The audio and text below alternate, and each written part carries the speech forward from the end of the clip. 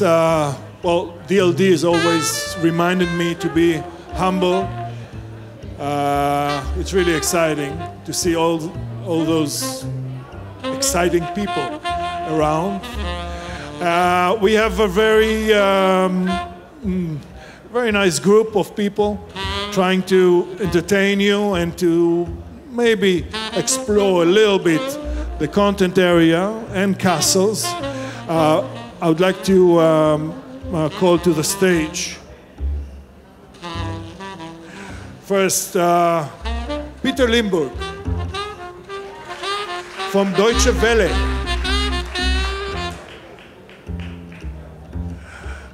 and from Univision, Mr. Samir Dean.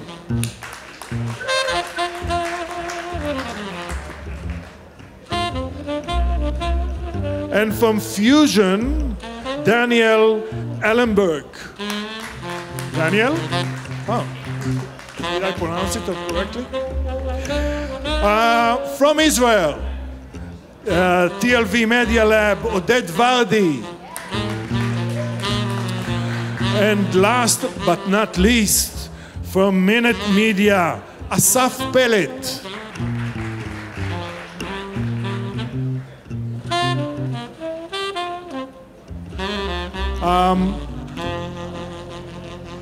Content is king.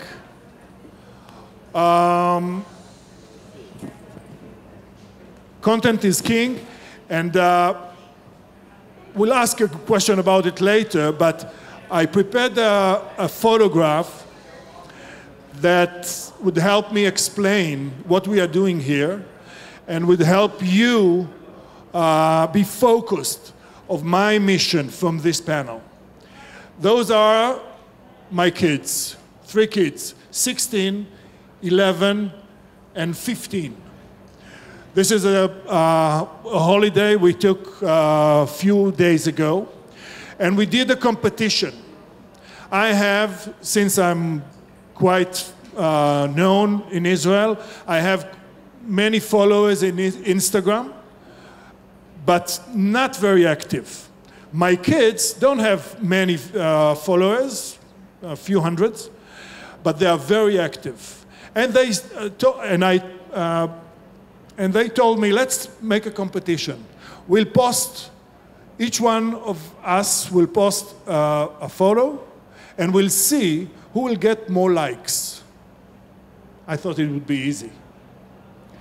Well, of course I lost. I lost. This is what they did. This is content. This is why we have to understand why content is still king. Do you see what they're doing? They have new shoes. They took a picture of their shoes together, and each one of them posted it with a line in Hebrew. I took a picture of them. They got hundreds of likes. I got dozens, maybe. And then I asked them, why? We'll discuss it. They have good answers, maybe better answers than yours. But also, I asked them, when was the last time you saw my show? I have a nightly show in Israel. My kids, they said, maybe a year ago, by accident. We don't see your show. Are you on Instagram? I said, yes. Not enough. Are you on Snapchat? I said, yes. Not enough. This is what we're talking about. These are the castles. But first, after I show my kids, let's let you a little bit introduce yourself. Daniel, be the first one to start. You have a microphone. Grab a microphone from there. And please. Sure. I think in the interest of understanding the sort of corporate structure, since what I do is owned by Univision, maybe Sami can start explaining what Univision is. and I can explain what the Fusion Media Group, which is part of Univision, Okay, is. thank you. Hi, Samir Dean. I'm Samir Dean. I run digital for a company called Univision. Univision is the largest media company focused on the U.S. Hispanic. So obviously quite big in the news these days. With immigration reform and a whole bunch of controversial things coming out of Washington, we seem to be in the news quite a bit. We, over the last several years, have expanded our business and invested in new initiatives, including a part of the business that Danny runs called Fusion, which is a cable network that he'll tell you more about, as well as acquiring two companies, one called the Gizmodo Media Group, formerly known as Gawker Media, and The Onion, and have been really focused on growing a portfolio of digital businesses so that we can cater to your kids and to your kids and their friends. And I'll tell you one thing about your post: shoes are one of the most viral things on the internet. Really? So the reason that your kids got more likes, I thought the children are. And no. Now you're telling me? So after I lost? Cats and shoes are big on the internet. I thought children. Well, I was wrong. Babies, yes. Children, not so much. Okay. Daniel. And so I run Fusion, which is part of what Sami mentioned, the Fusion Media Group. The Fusion Media Group is the grouping of Fusion, our cable network, as well as all of the English language digital brands that we have built or acquired. If you think about, Univision was a company that started about 60 years ago by someone who understood the demographic changes that were coming to America. 60 years ago, starting a Spanish language television network in the United States probably seemed like a crazy idea. Today, it's a multi-billion-dollar business. And so in the same way, we are seeing a sort of seismic shift in demographics today in the United States. If you look at under 18-year-olds, it's already a majority, meaning it's a majority non-white population. And so this young, diverse audience is the one that we are catering to, understanding that it's no longer an audience that speaks Spanish primarily. They've adopted English as their primary language. And so this is sort of the company within Univision that caters to that market. And I run our cable network, digital video across the portfolio, podcasting, and experimental content. Great. Peter. Yeah, thank you very much. I'm Peter Limburg. I'm the CEO of Deutsche Welle, Germany's foreign broadcaster. And next year we're going to be 65 years old. So it's a long way from shortwave radio in German to social media in 30 languages. And I thought it might be a good idea to bring you a small video at the beginning, I hope it's ready. Yes. What Deutsche Welle is about. And I hope that this will work now, but I'm very confident. Video? You have?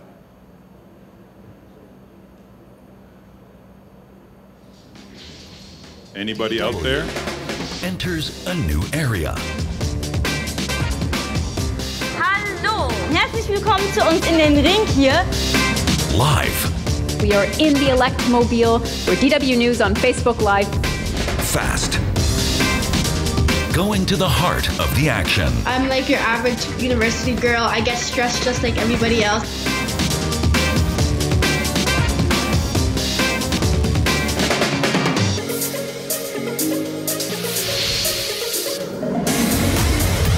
DW goes digital. Taking the stories to our target groups.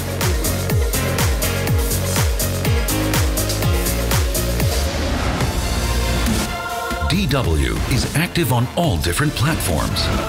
Innovative with global coverage and successful. We set new impulses with numerous interactive services. DW offers users the possibility to keep informed, participate in global discourses, and shape their world. DW is Global Dialogue.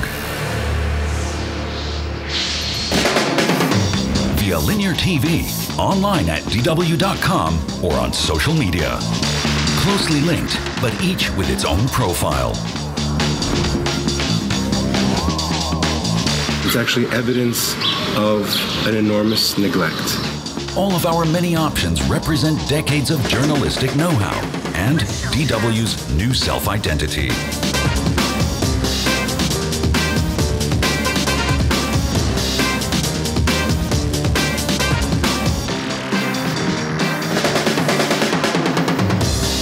We provide content of the highest quality. Women are using the hashtag #UnfairAndLovely to criticize creams that bleach or lighten your skin. Why are you so dark? You're really pretty for a dark-skinned girl. These are the stupid, ridiculous things I have had said to me over the years. Tailored to the needs of our target groups. DW, relevance and global coverage of high quality with maximum diversity. DW, made for minds. Should I say DW or Deutsche Welle? As you wish. It's easier. So many questions from this clip. Yeah, it's so easier many with questions DW probably. about news and new, but we'll come back to it. Oded Vardi. Hi, Yes. Guy. Erev Tov. Oh, different guy, sorry. It's a different guy. Introduce yourself, please. TLV Media Lab. TLV Media Lab is a vehicle through which I'm operating. Maybe a more general background is I'm been working as a founder or very early stage investor of businesses, startups that combine media and technology in some way. Israel, as everybody knows, is a startup nation, and as a lot of you know, it's also the content nation, and we bring a lot of innovation there, either in shows like Prisoner of Wars and Fauda, and in treatment that were sold worldwide. We have Oscar nominees and winners. We have world-class authors. And one of the things which I think we would need to develop and look for is also innovate media and content. And I think we have a very good, successful example of that near us with Asaf. TLV Media Lab specifically is a new vehicle that backed with some partners, and we're trying to create sort of an innovation center for the media world. It's very, very early. When we have something big to say, we'll let you know. Great. So let's hear about Asaf. Thank Asaf you. Peled. Thank you, Oded. Thank you, Guy. So I live in London, but as you can tell from the accent, I'm also originally a Hebrew speaker. So I'm the founder and the CEO of Minute Media. More people in Israel know us for 90 Min, which is our global football publishing brand. So we started Minute Media as a startup here in Tel Aviv 5.5 years ago. And it has become one of the largest, fastest growing online media platform for sports. And we have multiple brands. So 90 Min has become, under Minute Media, has become the largest football site or publishing platform in the world. We also have another brand that covers American sports and one that covers esports. The concept that drives our growth is the fact that all the content is created by fans or contributors rather than traditional journalists like yourself, Guy. And we figured 5 years ago that because Israel is not so good in real football, we just lost to Albania and Macedonia at home in the World Cup qualifiers, we could take over the world of football through technology and have built that platform. That's smart. So now we have about 75, 80 million users coming to our platform every month to consume fan content in football. We have become a mainstream publisher, growing really fast, a fairly global company. We also work with the likes of Univision and other big publishers or media companies like ProSieben in Germany, like Yahoo, like MSN, who come to us to take some of our sports fan content to put it on their platform to diversify their more kind of a traditional offering. So that's what we And you make money yeah, out of it? We try to, yeah. So does the users make money out of it? No, so users come and consume the content for free, but we make money out of advertising, so we work through with some of the largest... But you share it with the users? We do not share it with the users. Not yet? Not yet. They come for passion. So they're passionate about the sports, the plan, and so we do not have to share with them at the moment. Okay, let's talk about content, even though we agree that content is king. But before we talk about a little bit about the castles, please share your statistics. Each one of you are very serious, even though you try to be, young and restless. I know that you are very serious at what you do. You have numbers, you have facts. Give us a little bit about the numbers that intrigue you, that build your vision about this market. Take the microphone. Would you start? Shall I start? Okay, yes. Sure. So maybe a couple of figures that I think can tell the story. But very slowly, because it's numbers and people are hungry. I'll say them very slowly. Okay. So 4 or 5 years ago, we had 0 users. And right now, we have about 75 million users coming to our platform to consume content every month. 75 million? 75 million. People are sleeping. How do I know? Because 75 million is something that you applaud to. Thank you. Maybe just one more figure, because it's a fairly global platform, and we have fans creating content. We're currently active in 12 languages, and we have about 1,000 content items published every day. So 1,000 every day, not in Hebrew yet. That's before you entered Israel. Nice. Nice numbers. Nice numbers, but I'm looking for a vision.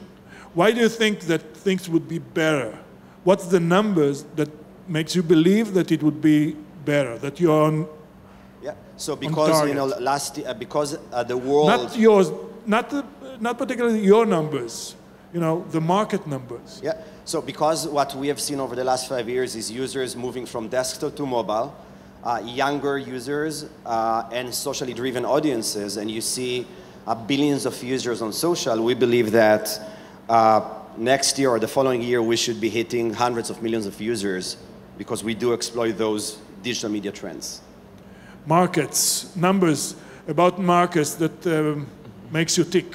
Yeah, so first number is, as everybody knows, 72% of the statistic facts that people say on panels are not factual. But in the era of fake news, fake friends, fake everything, we can come up with fake stats. But seriously. However. But I'll try maybe to say something that could be translated to numbers, but more quality than quantitative. Is that you see that even when people, it's an old stat by now, that 80 or 90% of the people who are watching TV are doing something else on another device.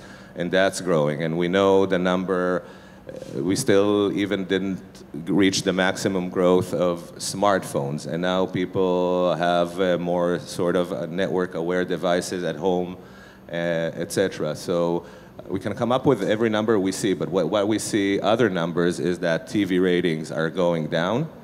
Mostly, I mean, as an industry, some channels are growing and better, and that castle is probably chaining. But you see now in a video of Deutsche Welle, which is a world-class quality brand, you see now YouTube, you see more diversified audience, from the German broadcaster. You see a more international reach, so these are the trends. And maybe one last interesting number is this year, 2017, is the first year that more advertising money went to online than to TV. So that's a very important tipping point. Peter, numbers that control your vision. Well, I think the most important number in our business is the 83%. 83% of our users think that the content of Deutsche Welle is credible or very credible. So this, in a time of media crisis, is quite a nice figure. And this is the most important thing we have, the credibility of our content. If it comes to other numbers, 4 years ago, we reached around 100 million people weekly.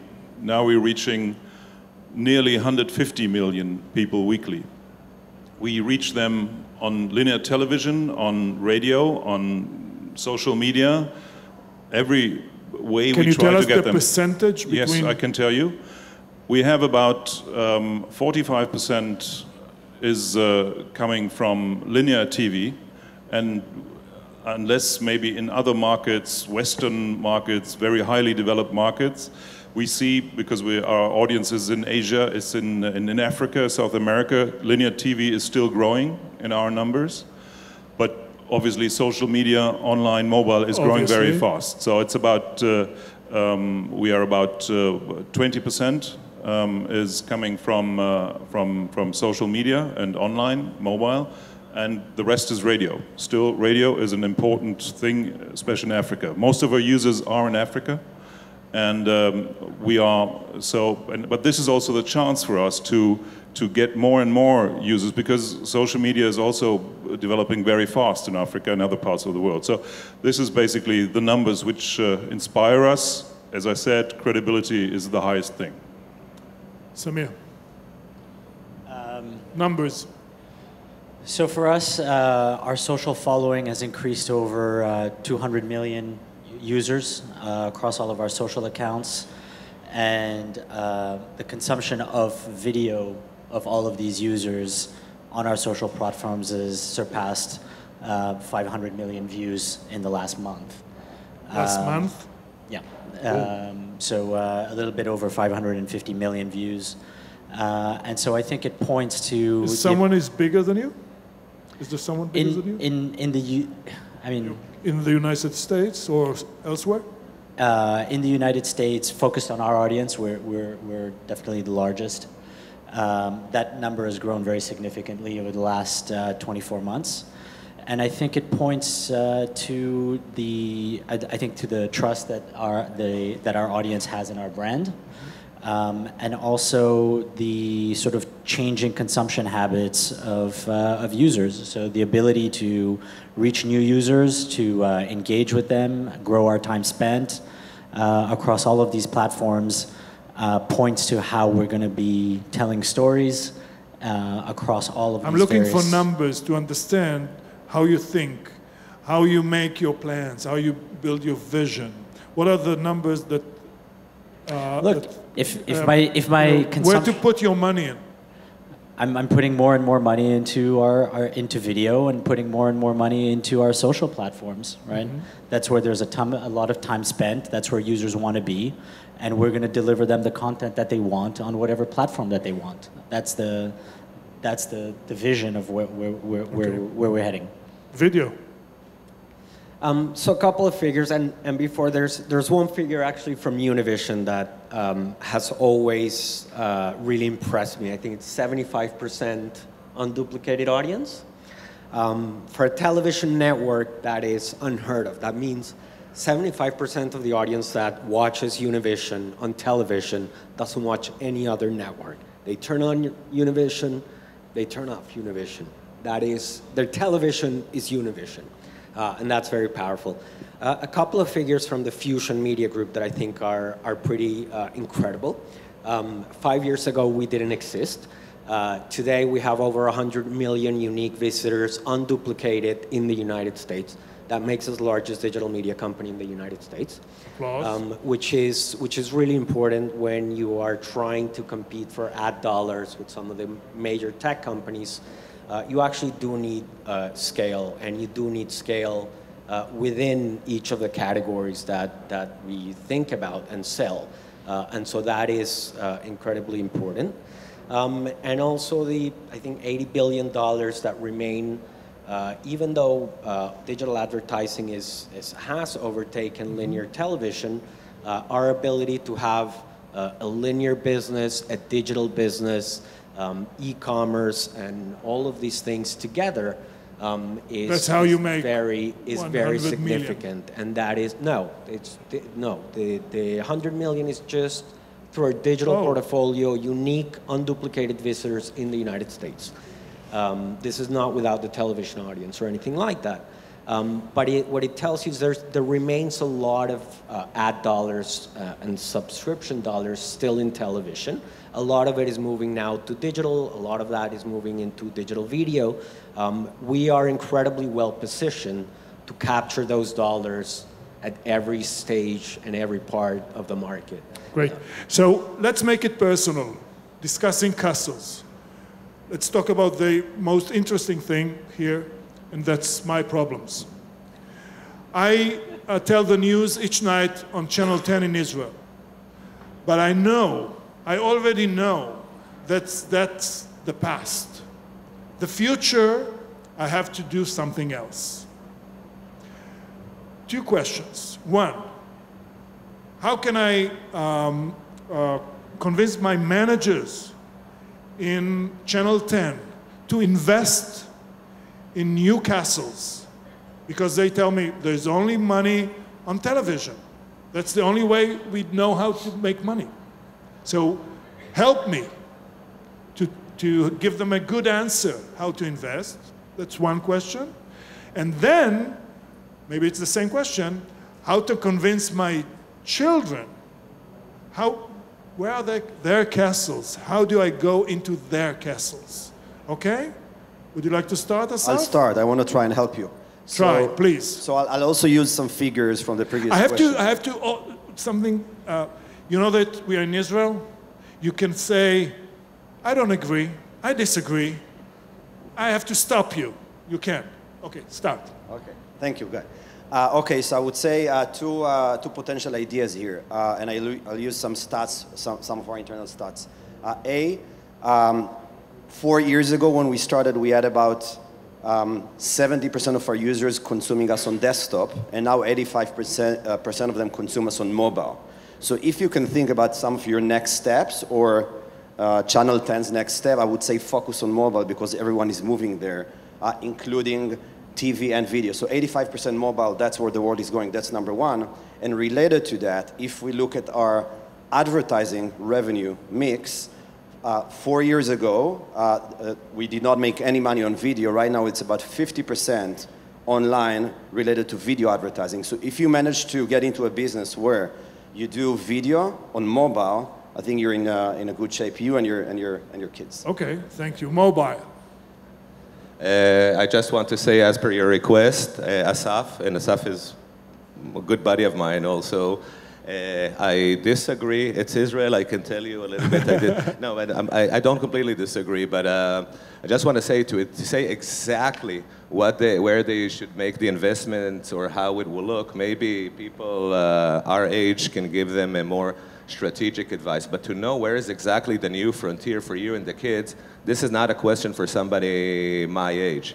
Okay. If you go, it's a startup. That's a good guy. It's it's a truth. It's an excuse. No, but I'll tell you something else. I think Yes. that people my age, I'm still coming up every day very passionate and building very fun and good products with young people. I think maybe you can help in focusing, maybe you can help in strategy and product in every aspect of the business. But if you really want to see where the new things, the innovation is coming, it's coming from the younger generations with the peak of their creativity. So you're saying to me, hire younger people. In Channel 10, first you need to make a strategic decision. I mean, you have here a lot of, can I say also bullshit in Israel? So in Israel, you have a lot of regulation bullshit and licenses for the channel and so on. But a channel in a normal country, they should make their agenda that innovation is a key factor, that you have to have the processes to contain it. You have to have the people who will endorse it. I'll take it to Peter. You took you already make the decision, I saw from your clip, to be on new worlds. But where's the money? My managers say, okay, show me the money. Can you show me the money? Basically, I first want to help you to solve your personal problem. Okay. And so you might better give it over to the next generation. So quit. Not quit, but if you want to go into digital products, and Yes. if you sell information to younger people, probably one of these 3 wonderful children is next to take over on mobile and social media. Because I think when people are using these devices, they want to see their generation. And I might be the oldest here, surely I'm, but you're not so far away. No, so, I'm not. I might be older. But don't worry. I mean, maybe you can still get it until you rent on linear television because it's not dead. I mean, there's so many people watching it, and as you said, the money is in there. I am privileged because I don't have to earn money. I might be the only one here. I'm a public service broadcaster, so I get money to spend. But I'm trying to do this in a way like a private company does it. So I'm not I worked 20 years in private television, but nowadays I can just spend public money, but we do it for a good purpose. So I hope that I see you a long time on Channel 10 in the next years. Thank you. Samir, what to do? How to convince my managers? Is he here? No. He's not? No. Is he in Tel Aviv? Should we take him out for lunch and have a conversation? Because we've had this conversation on our side, as I'm sure a lot of media companies have. Exactly. I think, look, I think you have to understand that the world is changing, right? And that you can choose to accept it, you can choose to ignore it, but the reality is you could see that in the data and you can see that in the numbers. So I think as a manager, you have to be thinking about ultimately media businesses are driven by time spent, right? Where is the audience? Where are the eyeballs? And if you have enough eyeballs over time, I think the ad dollars, like Asaf mentioned, move from desktop to mobile. They'll move from, there'll be a balance between the TV side and the digital side.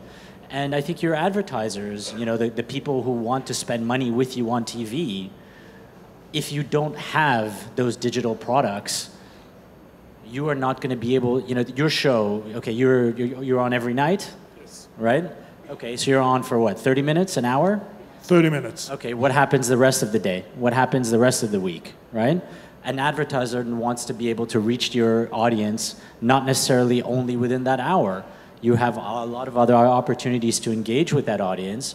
And so as your manager thinks about not only the audience, you're thinking about your advertiser, you have to create opportunities that say, look, I'm selling you a bundle of people, of time, and that's how the mindset needs to change in order to really realize the value of the smaller screen that you're programming. Guy, let me just add to what Sabir said. So I think it's kind of, if you look at a combination, at Channel 10 in the modern age where you go digitally, we can probably spend an hour of different tactical ideas on how to go social, etc.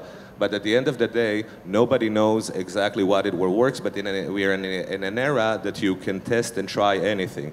So you can say, we'll make a 1-minute cut every day of your show and put it on Snapchat, or we'll make something, just an item on the show, short form, a minute and a half for younger kids, and let that go viral. So you need to get out of your castle. So I'll ask Daniel.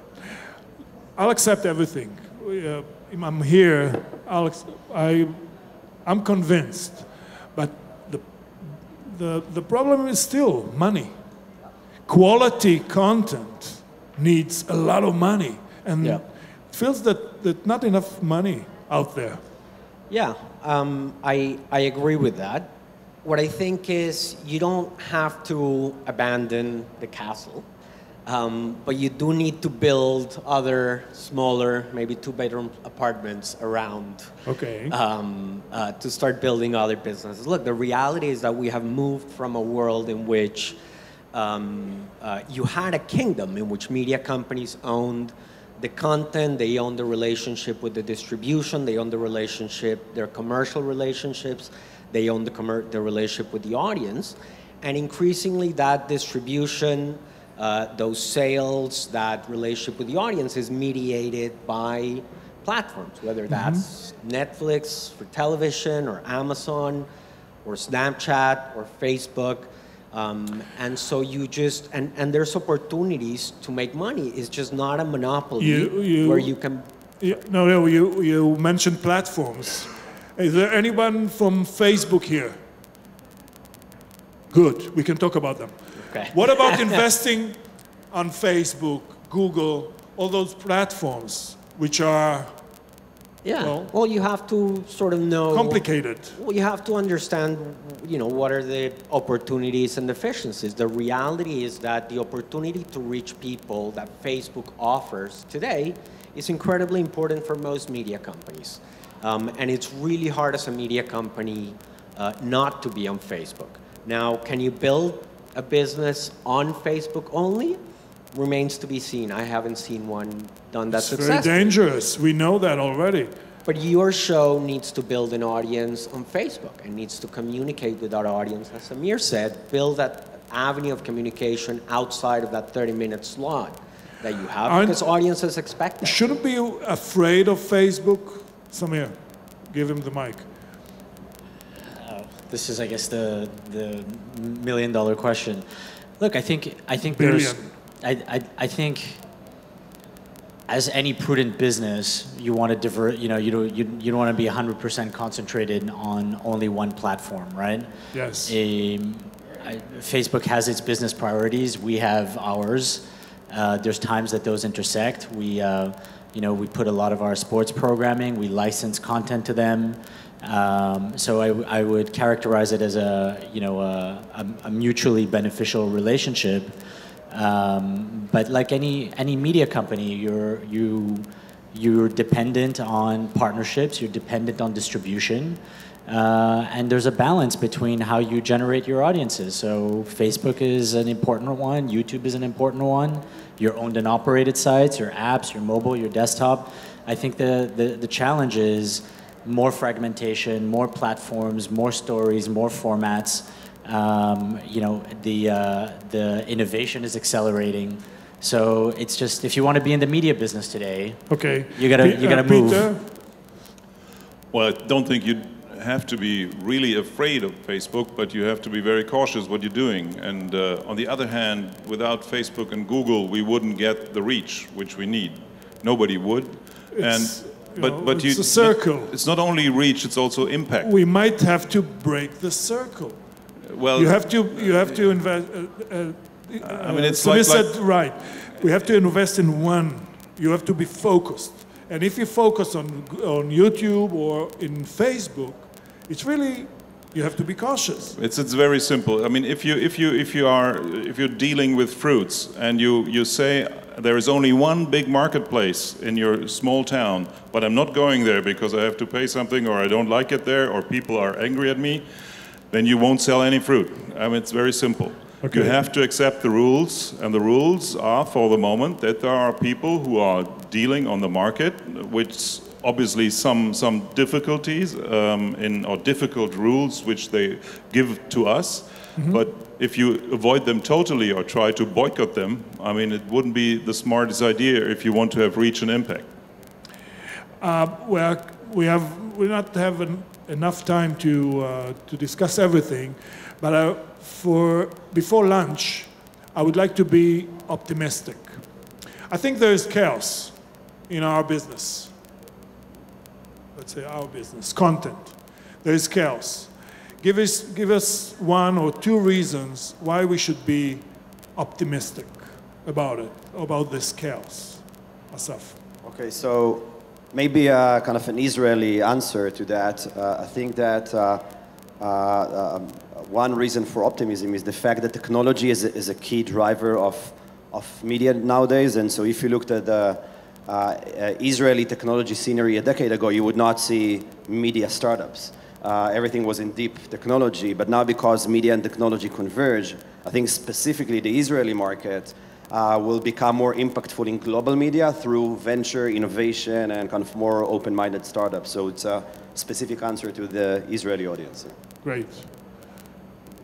Yeah, so you asked two reasons. So first, today is an era that the content is democratized. So now somebody who can sing... That's good. And that is good. That is great, because somebody who has talent... Fake news. No, I'm not talking about... Let's start with the optimistic. We want to go to the pessimistic. We don't have enough time. We'll do it. We'll finish by dinner. optimist, and it's in Israel still. But I think part of the core of Israel and making us a hub of innovation of all the global companies you see here, it's some sort of optimism. And I think that if somebody can sing or write, and even though if they're not very good looking or they have social awkwardness that they would never pass through the other gatekeepers. Today, if they're talented, they have all the means to produce content, at least to start, maybe not make money immediately, but to start, to express themselves, to build audience, to communicate with crowd. And I think that's a fantastic thing. That's optimistic. Yes. Well, optimism, I think, is not only Israeli, sometimes it's also German, and I think there's one big thing which gives us a real reason to be optimistic, is that never in the history of mankind people could use journalistic products as they can do now. A tremendous amount of people now can use journalistic content around the world because of the new technologies. So, and the new technologies, they might hinder some old technologies, but they don't kill them. I mean, radio existed after TV, print existed after radio and TV. So I think social media will not kill anything else, but, well, the figures will be others. But basically, I think there's a real reason of optimism, and you mentioned fake news. Fake news is not a new phenomenon. It's just now getting bigger and bigger, as also journalistic content does. But the ancient Romans used fake news as a political strategy, so it's nothing new. It's just now here, and we have a US president who's using fake news. Well, this is the problem probably, but after 4 years it's done also. So I think let's not be pessimistic. Never helps to be pessimistic. Realistic helps, but pessimistic is not good. Optimistic. Look, I think we live in an era of amazing content, period. You know, I can log into Netflix. Example? I mean, I grew up in Canada, right? My access to Israeli TV shows was highly limited, right? But today yes. I can binge watch Fauda because somebody told me you have to watch this show, right? And I could do that over and over and over again. And I think as consumers win, right? There's great content, there's an abundance of choice, and yes, that makes the market more competitive. And so, you know, you have to adapt. But at the end of the day, people are getting great quality from all over the world, and I think that's a great thing. Yeah, I would echo that. I think that the democratization of the media production, the media distribution, the ability to get content on the device wherever you want, the experiences are so much better. I think ultimately the consumer wins, even if it's painful for some of the established players. Great. Gentlemen, thank you very much for your time. Thank you very much for your being patient with us. I'm optimistic. I'll get to my children later. Thank you very much. Hell.